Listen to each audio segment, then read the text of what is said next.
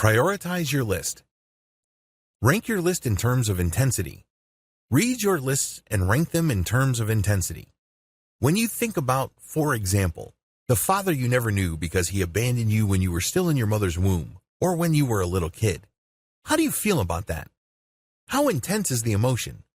What kind of emotions do you feel? Do this for all the things that you have listed. This is going to take some time. It's easy to look at what you've written at face value. It's very tempting to think that if you remember certain memories as being emotionally intensive, then that's that. You might want to do things differently.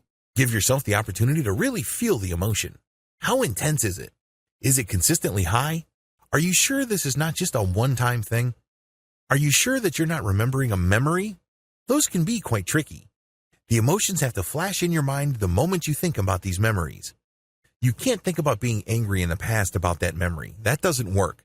It has to be a first-hand emotional experience. Give yourself time to adequately gauge intensity. Since you're going through each item and each has its own unique emotional impact on you, give yourself some time to do this.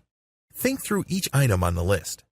Now that you have given yourself time to adequately gauge or appraise the intensity of the emotions of your memories, you need to take one extra step. This is a very important step. Avoid the tendency to read into the intensity of your emotions. In plain English, this means that the emotions have to be intense in and of themselves. The moment you think about something, intense emotions have to flash in your mind. That's how immediate it should be. Avoid thinking about situations where you're thinking about something, and then the fact that you are thinking about it and you start feeling bad about the memory, and then it starts getting really intense. The intense emotions you're feeling are not really about the memory itself, but the act of you going over the memory.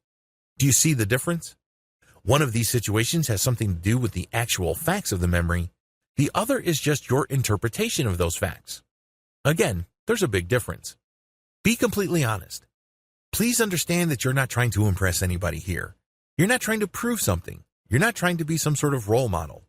Nobody's watching. Nobody's going to see your list. So it's extremely important that you be completely honest with yourself. Because if you're not honest or if you somehow hold back, the only person that would suffer is you. And ultimately, other people around you, namely your loved ones, will suffer as well. So be completely honest about your prioritization and ranking of these anxieties.